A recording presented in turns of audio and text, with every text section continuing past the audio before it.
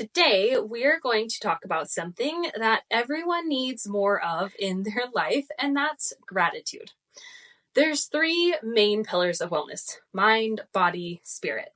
Many people mistakenly believe that achieving a certain physical goal will ultimately bring them happiness, so they focus on the body.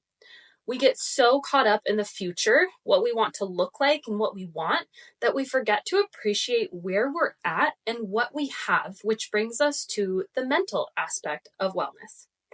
True fulfillment actually comes from nurturing all aspects of ourselves and requires so much more than just looking a certain way. In my years of coaching, 13 of them to be exact, the people who find the most success long term, whether this is intentional or unintentional, they are addressing all of these aspects of wellness. A cornerstone of our approach to wellness is the practice of gratitude. Research consistently shows that cultivating gratitude leads to increased happiness, reduced stress, longer life, and improved mental health. Studies have shown that consistent gratitude practices can lead to structural changes in the brain, promoting emotional resilience and overall well-being. In one study, they took about 300 people who were looking for counseling at a university. They had one group write a letter expressing their gratitude every week for 3 weeks. The gratitude group reported significantly better mental health compared to the control group at follow-up, which they didn't do any gratitude, 12 weeks after the last writing exercise. Okay.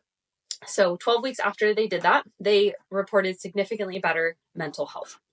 Another type of written gratitude practice is counting blessings, or 3 good things.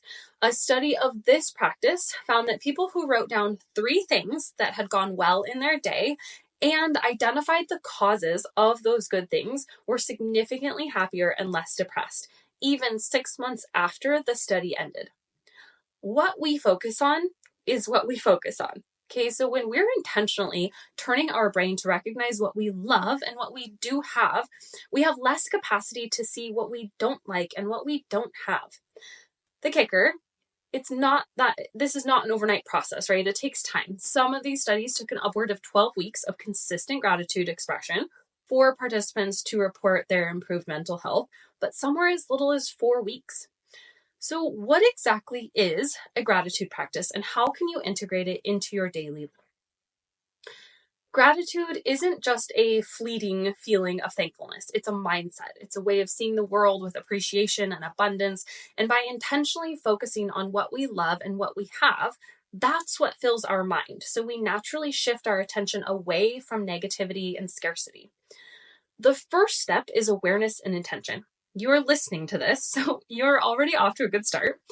But a lot of times we're feeding ourselves negative thoughts or focusing on things going wrong when we don't even realize it, and it becomes a habit. Especially as women, we're conditioned to pick ourselves apart, starting with getting dressed in the morning, right? Looking in the mirror, labeling every part of our body that society has deemed a flaw, from the cellulite on our legs to the wrinkles on our face, that, might I remind you, most of which is totally normal. Hey, we might then spill our morning coffee and think, of course this would happen to me, right? It's just going to be a shit Monday. And that's where your mind and your life stay. So first off, I'd like you to just start being aware of those thoughts. Okay, noticing when and where throughout your day you find yourself automatically going to the negative.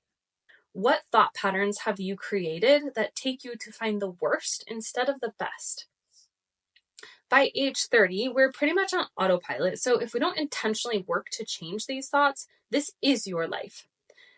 Then, how do we start to shift those thoughts and that patterning? Okay. One of the easiest things we like to do is introduce people to a morning gratitude list, similar to the 3 positives that we talked about in the study.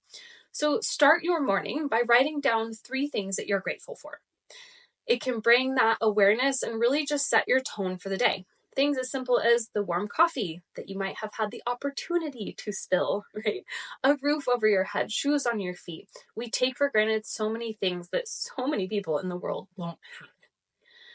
This start to your day just really sets the tone for more to come. Don't just jot them down and move on. Take a few minutes to think about where you're at and those things that you are grateful for. Maybe think about a time you didn't have them and even wished or prayed for them and how it feels now to actually have it. Okay.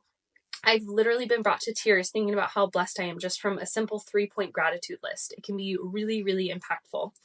This actually gets you started on a practice of meditations, which brings me to my next point.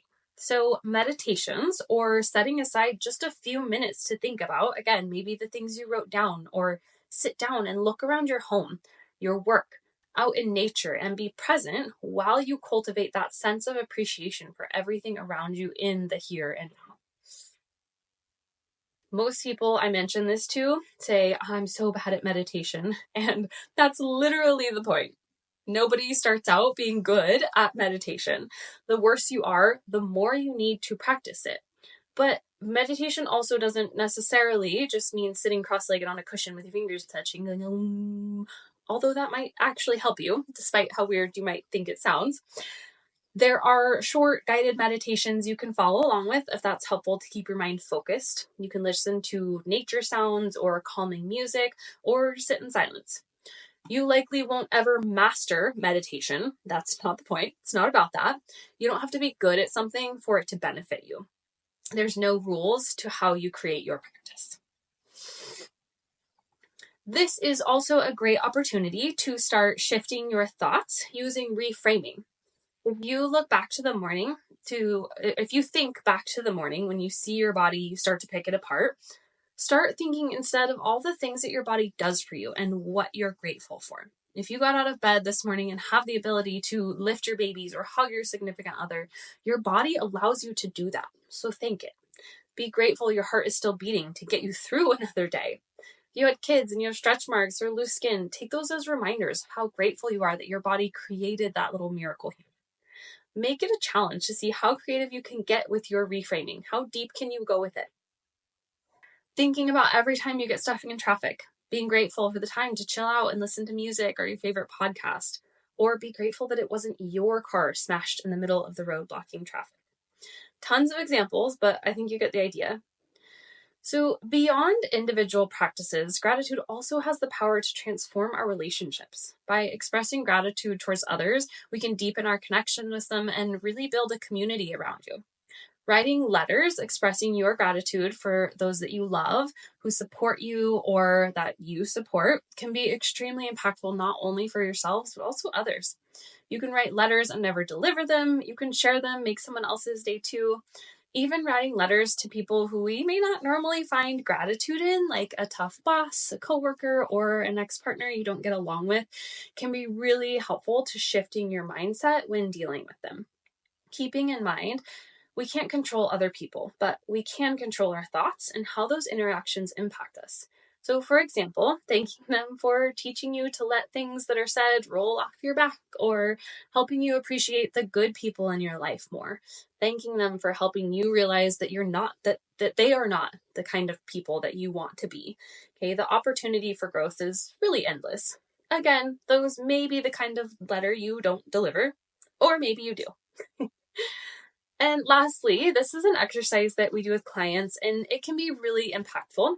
And that is writing a letter to yourself, not only of gratitude, but of apology. Apology for thoughts and actions toward yourself and your body that don't reflect the path you want to be on. Then shifting those to gratitude and support.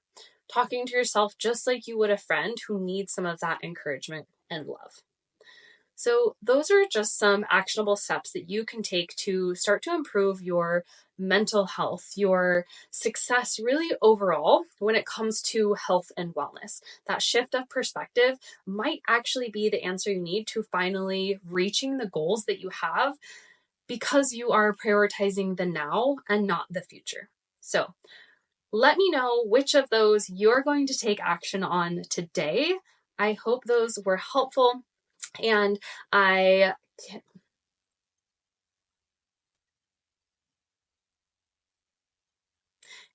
if you enjoyed that,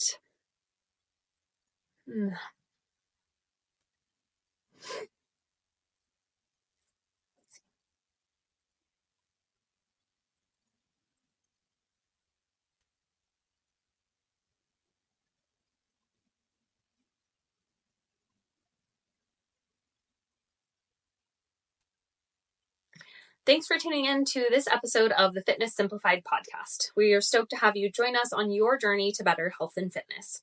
If you have any questions, suggestions for future topics, or just want to chat, feel free to reach out to us on Instagram at Brooke_Elysian and Facebook linked in the show notes for you, or via our website, ElysianWomen'sWellness.com. If you enjoyed what you heard today, we'd be thrilled if you could take a half second to leave us a 5-star review with a...